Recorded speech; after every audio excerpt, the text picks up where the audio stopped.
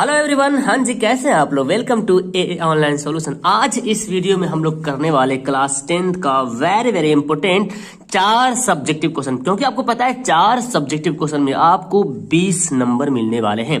तो सवाल कुछ इस प्रकार देखने को मिलेगा। अगर आप इस टाइप के सवाल को सॉल्व करते हो तो आपका जो लॉन्ग क्वेश्चन है वो भी हाथ से नहीं छूटने वाला है। तो फिर जल्दी में देरी क्यों, है ना, नेकी काम में पूछ पूछ भी। तो चलिए फटाफट करते स्टार्ट। हम लोग यहाँ पे मैथ का इंपॉर्टेंट 4 सब्जेक्टिव क्वेश्चन पढ़ेंगे, इसी प्रकार क्वेश्चन मिलेगा। तो आज मैं जो क्वेश्चन उठाया हूँ ये उठाया हूँ, और ये सवाल भी आया हुआ एग्जाम में। तो देखिए, ये माध्यक से सवाल है। तो सवाल 5 नंबर वाला सवाल पूछा जा सकता है माध्यक से, ठीक है ना।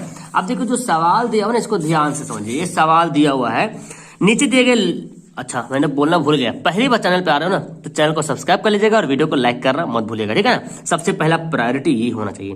देखिए क्या बोलता है, नीचे दिए गए बंटन का माध्यक दिया हुआ है 8.2 28.5। माध्यक का मतलब होता है मीडियन। तो एक्स और वाई का वैल्यू ज्ञात करना। देखिए इस तरह से दिया, ऐसे तो माध्यक निकालना जानते हैं आप, लेकिन यहाँ पे एक्स वाई का वैल्यू ज्ञात करना है। अब बनाते हैं इस सवाल को। तो मुझे करना क्या होगा, सबसे पहले इस तरह से बॉक्स बनाना पड़ेगा। ये सी आई है, इसको हम लोग वर्ग अंतराल कहते हैं ना, और ये जो एफ जो है फ्रीक्वेंसी है, बारंबारता है, और उसके बाद हम संचयी बारंबारता सी एफ लिखते हैं। क्या लिखते हैं, सी एफ, है ना। तो ये मैंने सी आई जो था ये मैंने इसे स्टैंड में लिख दिया, ठीक है ना। और ये जो इस तरह से था, यानी कि 10 से 20 जो था वर्ग अंतराल, उसको कितना है, देखो 10 से 20 से 4 है। 20 से 30 था एक्स, तो 20 से 30 एक्स कर दिया। 30 से 40 20 था, 30 से 40 20 कर दिया। 40 से 50 16 था, 40 से 50 16 था। दिख रहा है, सर अरेंज कर दें। अब यहाँ पे संचयी बारंबारता कैसे निकालते हैं, और यहाँ पे एक इंपॉर्टेंट चीज भी दिया हुआ है। इंपॉर्टेंट क्या चीज दिया हुआ, शेष। यहाँ पे शेष जो बच रहा टोटल कितना, 60। ये जो 60 लिखा हुआ ना पूरा टोटल जोड़ का कुल मानो, है ना। तो ये जो 60 देख रहा है, ये एफ का पूरा बारंबारता जो दिख रहा है कितना है, 60 है। मतलब ये कितना है, 60 है। और ये जो होता है, इस जो आखिरी में जो आता है उसके बराबर होता है। आपको पता है, आपने बनाया होगा। अच्छा, संचयी बारंबारता कैसे ज्ञात करते हैं, 4 है तो 4 को 4 लिख देंगे, उसके बाद इसको जोड़ते हैं। यहाँ कुछ डिजिट रहता तो जोड़ देते हैं, लेकिन यहाँ पे एक्स है ना, तो क्या लिखेंगे, 4 + x, ठीक है ना। यहाँ पे जोड़ेंगे 4 + x को 20 से जोड़ेंगे कितना होगा, 24 + x। 24 और 16 जोड़िएगा तो कितना होगा, 6 4 10 40 हो जाएगा। 40 + x, है ना। और 40 + x को y से जोड़िएगा तो क्या हो जाएगा, 40 + x + y। और इसको अगर 5 से जोड़िएगा तो 40 × 5 45 + x + y। अच्छा, ये वाला जो यहाँ पे जो डिजिट आता है वो इसके बराबर होता है, इक्वल होता है। लेकिन यहाँ तो एक बात तो कंफर्म जान रहे हैं, हम इस बात को तो जान रहे हैं ना, कि ये वाला जो वैल्यू होता है, ये सबसे लास्ट वाला वैल्यू होता है, वो इसके टोटल के बराबर आता है यहाँ पे। लेकिन भाई साहब यहाँ पे एक्स वाई है तो कैसे बराबर दिखेगा, आपको नहीं दिखेगा ना, छुपा हुआ है। चलिए तो एक्स वाई का वैल्यू ज्ञात करते हैं, क्या होता है इसका सही आंसर। तो मुझे पहले क्या निकालना पड़ेगा, पहले तो हम यहाँ पे लिख सकते हैं, चूंकि अब चलिए हमें इसको लिख लिया। अब इसके बाद देखिए क्या करते हैं, जो करते हैं यहाँ पे ध्यान से देखेंगे आप। हाँ जी, यहाँ पे लिखेंगे हम, यहाँ पे लिखते हैं, क्योंकि जो 45 + x + y है वो किसके बराबर है, 60 के बराबर है ना। तो यहाँ पे हमारा x + y बराबर क्या हो जाएगा, 45 घट जाएगा, 60 - 45, यानी कि x + y बराबर 15। इसको समीकरण फर्स्ट बोलेंगे। ये अब जब आगे बढ़ाएंगे तो उससे एक समीकरण बनेगा, है ना, या तो उधर x का वैल्यू निकलेगा, ठीक है। हो गया हमारा। अब हमको क्या करना है, अब हमको यहाँ पे निकालते क्या, इस चूंकि n/2 भी निकालते हैं। n का वैल्यू कितना दिया हुआ, 60। ये जो है ना n बराबर 60 है, तो n बराबर 60, और n/2 भी निकालना पड़ता हमको ना, पता है ना, n/2 भी क्या करना पड़ता है, यानी कि 60/2, तो कितना हो जाएगा, 30 हो जाएगा, ठीक है। कितना हो जाएगा, 30 हो जाएगा। याद देखो यहाँ पे n का वैल्यू आ गया। अब यहाँ पे जो कुछ है ना, जो फॉर्मूला जो यूज होता है उसका हमको पहले ज्ञात करना पड़ेगा, ठीक है ना। तो n का वैल्यू हो गया, तो जब n का वैल्यू इतना हो गया, यानी कि तो माध्यक वर्ग हमको दिया हुआ है ना। तो माध्यक वर्ग दिया हुआ है, तो हम यहाँ लिख सकते हैं, यहाँ जो है माध्यक वर्ग कितना है, यहाँ जो है माध्यक जो है दिया हुआ है 28.5। अब देखो 28.5 माध्यक दिया हुआ है। अब बताइए इसमें देखिए 28.5 किसके बीच आएगा, बारंबारता क्या होता है, जो सबसे बाद रिपीट होता है। तो माध्यक 28.5 है, मतलब ज़्यादा बार आ रहा होगा, तो इसी के बीच में आएगा, 20 और 30 के बीच में आएगा 28.5, है ना। किसके बीच आएगा, 20 और 30 के बीच ही आने वाला 28.5। तो जो 20 से 30 के बीच आएगा तो उसको लिखेंगे माध्यक वर्ग। क्या बोलेंगे? माध्यक वर्ग। तो यहाँ लिखते हैं इसलिए माध्यक वर्ग बराबर कितना हो गया? 20 से 30। ये क्या है? माध्यक वर्ग है। अब यहाँ पे हम फार्मूला सेट करते हैं, इसी में हम पेज में बनाएंगे पूरा, ठीक है। अब देखो यहाँ पे माध्यक हो गया, n का वैल्यू निकल गया, n/2 निकल गया। ये जो शुरू वाला इसको बोलते हैं निम्न सीमा, इसको बोलते हैं उच्च सीमा। इसको हम L से डिनोट करते हैं। तो L बराबर कितना हो गया? 20। L क्या है? निम्न सीमा है। निम्न सीमा कितना है? 20 है, 20 है, तो मैंने 20 लिख दिया। उसके बाद देखिए हमारा आ गया ना, इस माध्यक वर्ग में आ गया। उसका जो फ्रीक्वेंसी होगा, इसका फ्रीक्वेंसी बारंबारता का होगा x होगा, यानी कि f हो गया x, है ना। f क्या हो गया? बारंबारता हो गया इसका, इसी वर्ग का सामने वाला बारंबारता, और इसके जस्ट पहले बारंबारता का संचयी बारंबारता। जो भी बारंबारता रहेगा, जो भी फ्रीक्वेंसी रहेगा, उसके जस्ट पहले बारंबारता के सामने वाला संचयी बारंबारता को क्या बोलेंगे? CF दिया हुआ है, तो CF होगा कितना? कितना है? 4 दिया हुआ है, 4 लिख लेंगे। और एक होता I क्या होता है? इसका डिफरेंट। कितना का डिफरेंट हो रहा? 10 का डिफरेंट हो रहा है ना। अब निकालते क्या? फार्मूला बैठाते हैं। इसलिए माध्यक बराबर, देखिए अब फार्मूला बैठाएंगे, इसलिए माध्यक बराबर फार्मूला होता क्या? L + n/2 माइनस में होता है यहाँ पे CF बटे F गुना I। ये फार्मूला रहेगा, बना लीजिएगा आराम से। अच्छा देखिए माध्यक दिया हुआ है, कितना दिया हुआ माध्यक? 28.5, सवाल में ही दिया हुआ था 28.5। L कितना है? निम्न सीमा कितना है? देखो 20 लिख दिया यहाँ पे। n/2 मेरे पास आ गया था कितना? 30 माइनस CF कितना है बाबू? 4 है, बटे देखिए यहीं पे बटे है ना। F कितना है? ये वाला F जो x है, और गुना कितना हो गया? 10। एक काम करो ना, ये 20 को इधर भेज दो, 20 को इधर भेज दोगे तो 28.5 में से 20 घटा देंगे। देखिए 28.5 में से 20 घटा देंगे, 28.5 में से 20 घटा देंगे तो 8.5 बचेगा। तो यहाँ पे लिखेंगे 8.5। तो मेरे पास तो ये तो इधर भाग गया ना, 30 में से 4 गया, 26 गुना 10 बटे x। अब ई वाला x इधर लाएंगे तो ई वाला इधर चला आएगा, यानी कि x से बराबर मैं क्या लिखूंगा? 26 गुना 100 बटे 8.5। ये पॉइंट कटेगा तो चल जाएगा ऊपर में, बन जाएगा 10, यानी कि कितना हो गया? यानी कि हम बोला जाए तो यहाँ पे 100/85 काटिए। और देखिए 17 पचे 85, अब 20 पचे 100। तो जब इसको गुना करेंगे, 26 को 20 से गुना कर देगा तो 500, 26 दूना 52 होगा ना, 520 आ जाएगा, और बटे 17। और जब इसको डिवाइड कर दीजिएगा तो आपका आंसर आएगा 30.5, ठीक है, पॉइंट में आएगा। तो x का वैल्यू कितना आ गया? x का वैल्यू 30.5 आ गया। अब y का वैल्यू निकालेंगे, तो भाई मेरे पास जगह नहीं है, इतनी बनाएंगे हम, ठीक है, इसी यहीं पर बनाएंगे।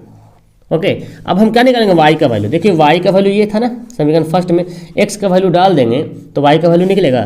तो इसलिए x + y बराबर 15, तो y बराबर क्या जाएगा? 15 माइनस x, और 15 और x का वैल्यू कितना आया था? 30.5, 30.5 घटा देंगे तो -15.5 बचेगा। तो हमारा आगे x y का वैल्यू ज्ञात हो गया, इसलिए x से बराबर 30.5 और y बराबर 15.5। ये हमारा क्या हो गया? आंसर हो गया। अब अगर आप इसको जांचना है क्या मैंने सही बनाया है, तो x y का वैल्यू यहाँ पे रख के देखिए। अगर ये वाला आंसर 60 आएगा तो ये इसके बराबर आना चाहिए। यहाँ पे 60 है ना, ये दोनों बराबर होता है। तो x y का वैल्यू पुट करके देखते हैं, अगर 60 आता है तो ठीक है, चलिए देखिए रखते हैं। 45 है, x का वैल्यू कितना था? 30.5 था, और y का वैल्यू कितना था? -15.5।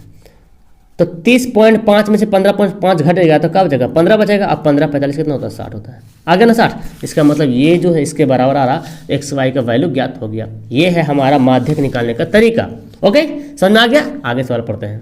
बाद सेकंड सवाल आता है, ये भी सवाल बहुत इंपॉर्टेंट है। ये है क्षेत्रमिति वाला, वृत्त से संबंधित क्षेत्रफल वाला सवाल, सॉरी क्षेत्रमिति है, जिसमें शंकु है, गोला है, छिन्नक है। छिन्नक फ्रस्ट्रम को बोलते हैं, बाल्टी को। देखिए अब इसी तरह मैं सवाल लाया हूँ, इस तरह से इसका हल करते हैं।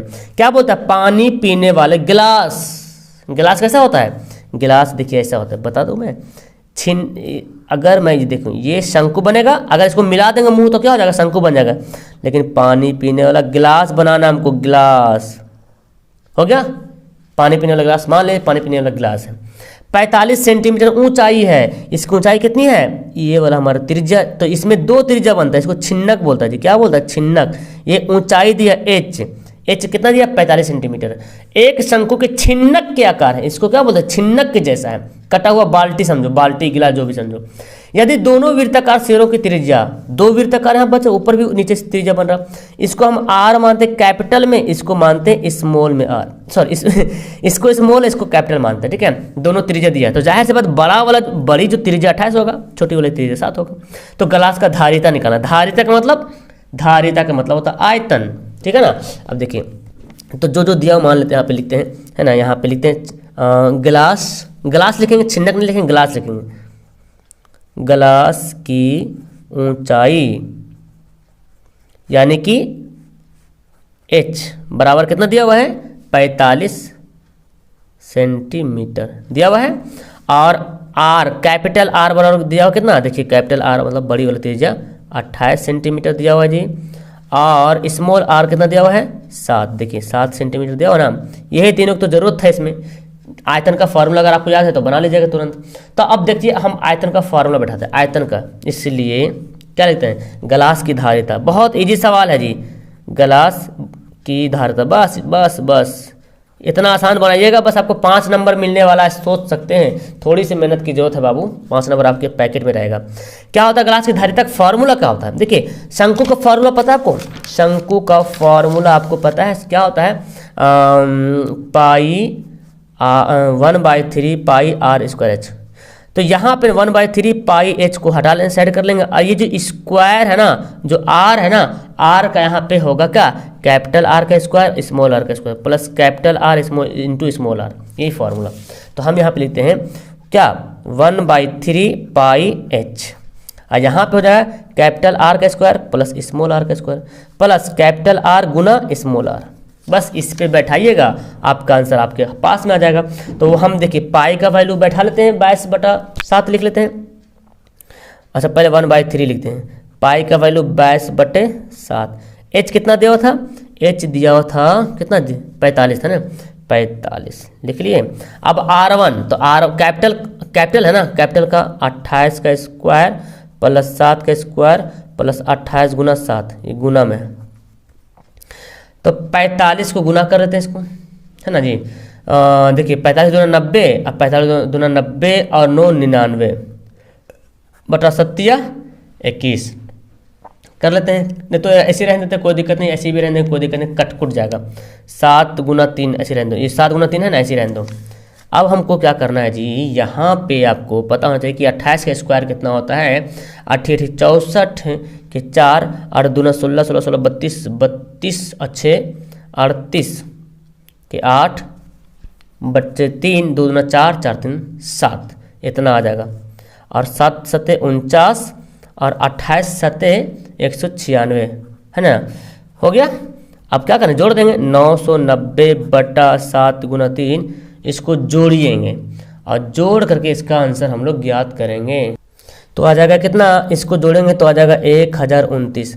ये ना 7 21 से 3 से भी काटो 7 से भी काटो, मतलब काट दो, 3 से काट दो, 3 3 9 कितना बचेगा, 12, 3 3 9 बचेगा कितना, 9 3 12 9 3 12, है ना।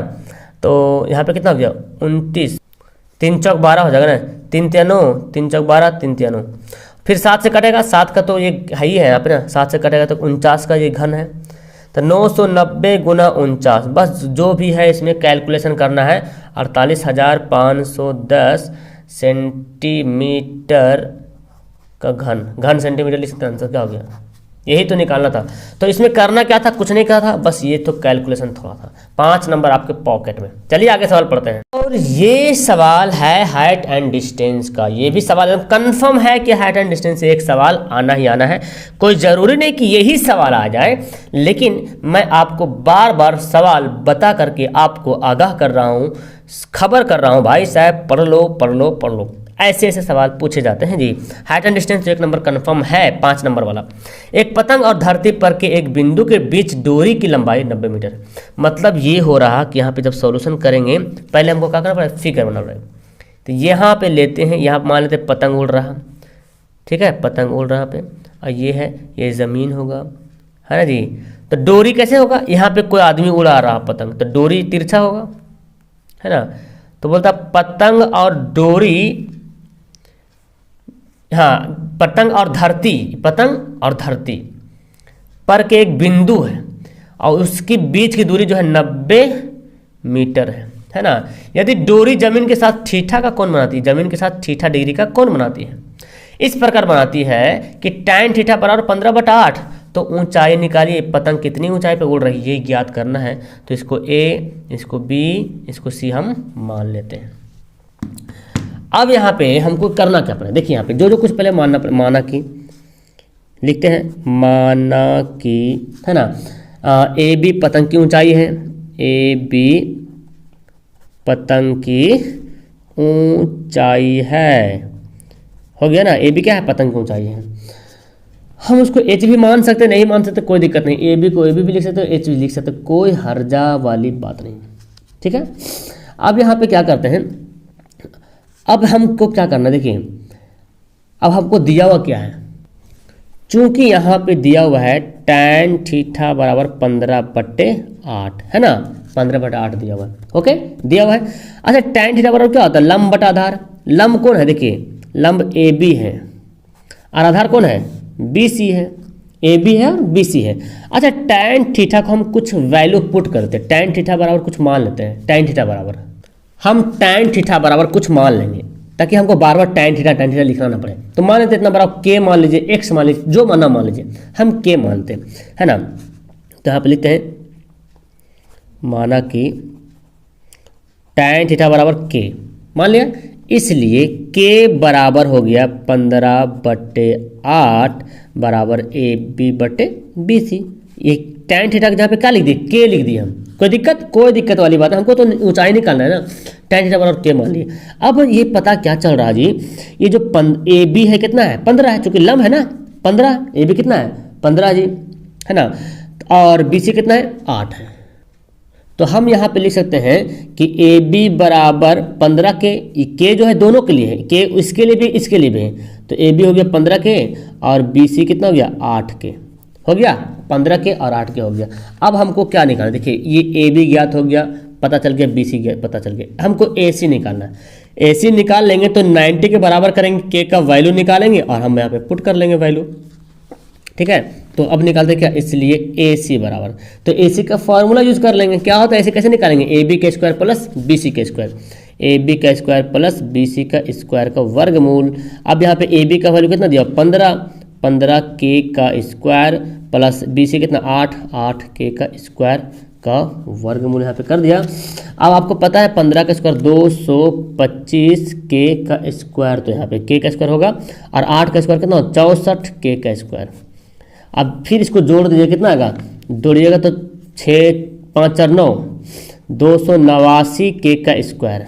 अब 289 किसका होता है, आपको पता है 289 किसका होता है, सर जी 17 का होता है ना, तो 289 का 17 होगा, K स्क्वायर है तो एक तो बाहर निकल जाएगा, 17 K आ गया।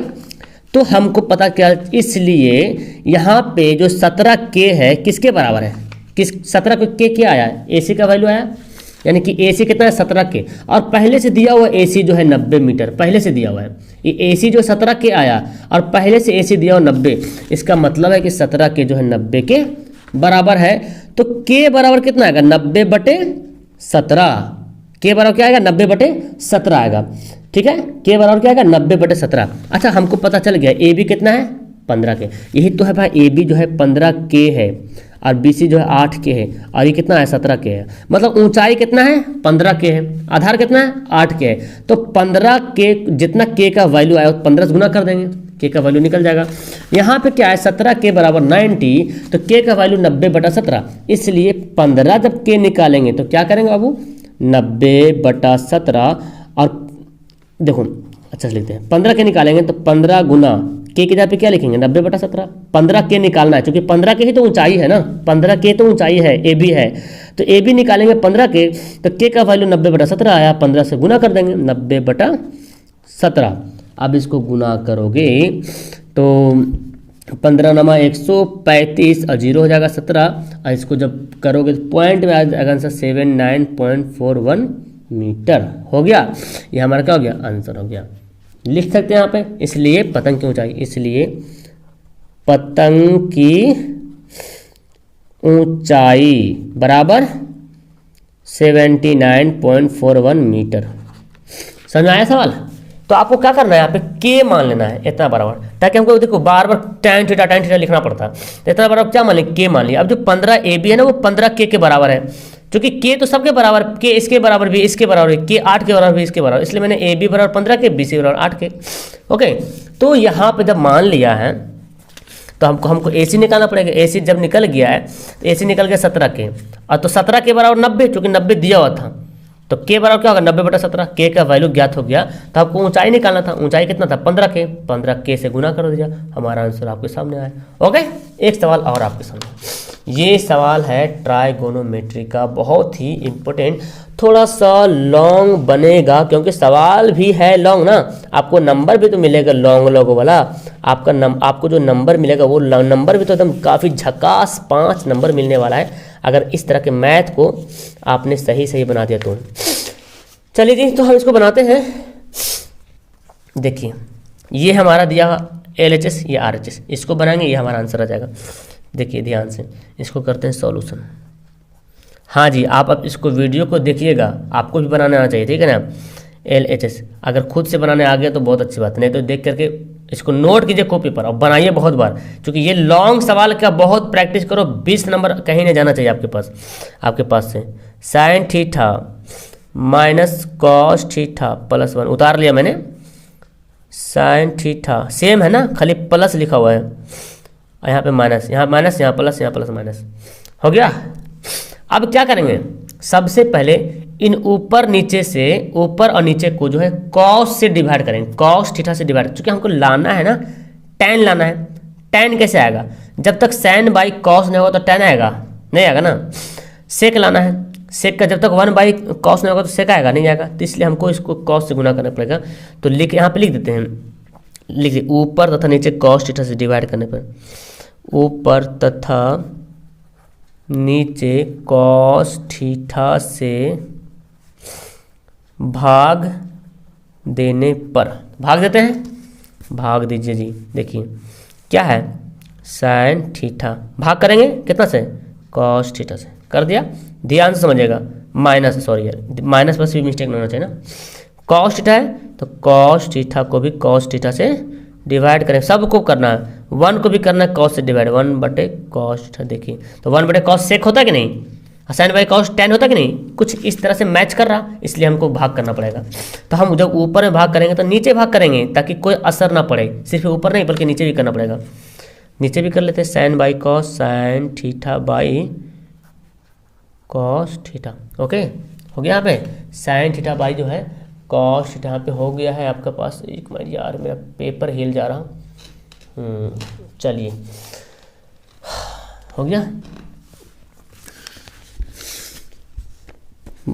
प्लस ये कॉस है तो cos theta by cos theta हो गया ना, और माइनस यहाँ पे है 1/cos थीटा। ध्यान से समझिएगा जी। अब देखिए जब मैंने भाग कर दिया तो देखो साइन बाई कॉस क्या होता है, अब फटाफट लिखते हैं, साइन बाई कॉस होता है tan theta minus cos cos कर दिया, क्या बचेगा 1, क्या बचेगा 1 बचेगा। चलिए 1 को बाद में लिखेंगे, और 1/cos क्या होता है, सेक होता है ना, तो पहले लिखते हैं सेक थीटा। क्यों लिखा प्लस, क्योंकि यार इसको मैंने पहले लिख दिया, और ये जो ये कट के कितना बचेगा 1, एक काट दो, ये बचेगा 1, -1 इधर लिखते हैं यहाँ पे। अब नीचे देखिए, यहाँ भी साइन बाई कॉस क्या होता है tan थीटा, ये भी कट के 1 हो जाएगा, तो ये 1/cos क्या होता है माइनस सेक होता है, माइनस में तो क्या हो जाएगा माइनस सेक थीटा, और ये कट के क्या बचेगा +1, हो गया ना।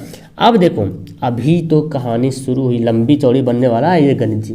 देखिए tan थीटा सेक थीटा को ऐसे लिखते हैं, tan theta plus sec theta, ऐसे रहते हैं।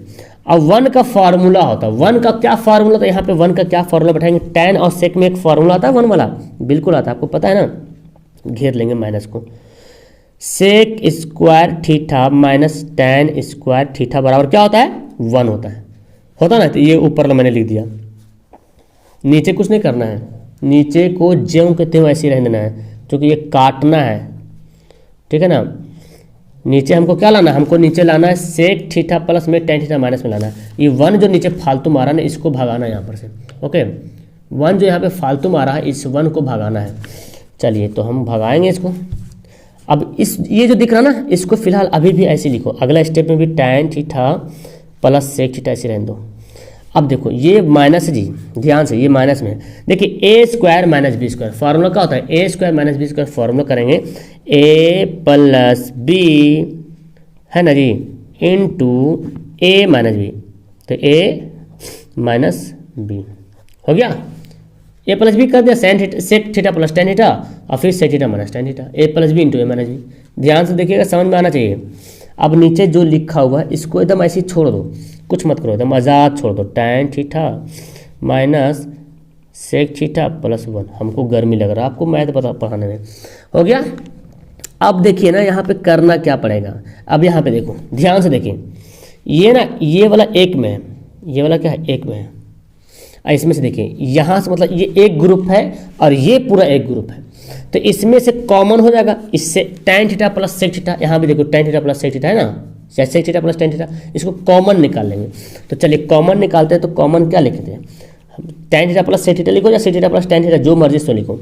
तो हम लिखते हैं, चलो sec theta plus tan theta हो गया। ये कॉमन लिया मैंने, तो अब बोलो यहाँ पे क्या बचेगा, इसको मैंने कॉमन निकाल लिया। ध्यान से देख, कॉमन समझ रहे ना, इसको मैंने कॉमन ले लिया, तो ये वाला बात जो मैंने कॉमन ले लिया है, तो यहाँ पे क्या बचेगा, 1 बचेगा, और ये वाला बात तो निकल गया ना, ये तो कॉमन हो गया, इधर आ गया, तो यहाँ पे क्या बचेगा, sec theta minus tan theta.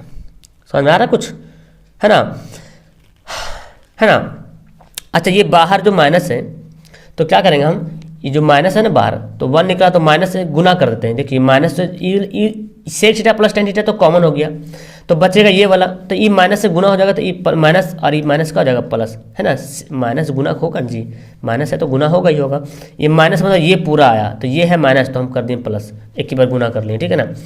नीचे को ऐसे ही रहने दो, tan theta minus sec theta plus 1। देख रहे कुछ दिख रहा, कुछ मिल रहा। देखिए ऊपर, देखिए ऊपर tan थीटा प्लस में, नीचे tan थीटा प्लस में, सेक थीटा माइनस में, सेक थीटा माइनस में, 1 प्लस में 1 माइनस में, ये दोनों ऊपर गुना में आ गया। इसको नहीं काट सकते थे हम, क्योंकि यहाँ पे देखिए घटाव में है। अब ये सब गुना में है, गुना में है, तो हम यहाँ से खलास काट सकते हैं। तो मेरे पास क्या बच गया, sec theta plus tan theta जा। अब क्या होगा, कुछ नहीं, नीचे एक बचा ना, तो हमको तो इसको तो नीचे लाना था यार। तो अब क्या करेंगे, इसको नीचे लाने के लिए क्या करेंगे, हम इसको करेंगे परमेयकरण। परमेयकरण कैसे करते हैं, sec theta minus tan theta, गुना कर देंगे ऊपर नीचे दोनों से, सेक थीटा माइनस जो है tan थीटा हो गया। तो सेक थीटा देखो, a plus B A minus B, A plus B A minus B, क्या फॉर्मूला होता है, A square minus B square होता है ना, A square minus B square. और नीचे क्या है, इस 1 को गुना करेंगे इसको, तो sec theta minus tan theta. और अभी आपने पढ़ा है sec square theta minus tan square theta बराबर क्या होता है, 1, और ये क्या हो जाएगा, sec theta minus tan theta हो गया। RHS जो है प्रूव्ड हो गया। समझ में आया आपको, क्या गजब का सवाल था यार, मज़ा आ गया, है ना जी। तो अगर आपने बना लिया होगा तो मज़ा आ गया, लेकिन इसको नोट कर लीजिए यार, बहुत ही इंपॉर्टेंट, और बंदा फंसने वाला है ना। तो इसको बनाना है, बहुत बार बनाना है, जब तक समझ में ना आ जाए तब तक बनाना है, ठीक है ना। इसके बाद भी कुछ सवाल में गड़बड़ हो तो आप मुझे व्हाट्सएप पर मैसेज कर सकते हो। व्हाट्सएप नंबर नोट करो, 72 540 18 562। इस पर आप इस सवाल में कुछ गड़बड़ नहीं समझा तो पूछ सकते हो, ठीक है। और फिलहाल आप टेलीग्राम पे भी मुझसे जुड़ सकते हो, नीचे टेलीग्राम का लिंक दिया हुआ है। ओके, वीडियो लास्ट करते हैं, मिलते हैं नेक्स्ट वीडियो में। That's all, thank you everyone, bye bye.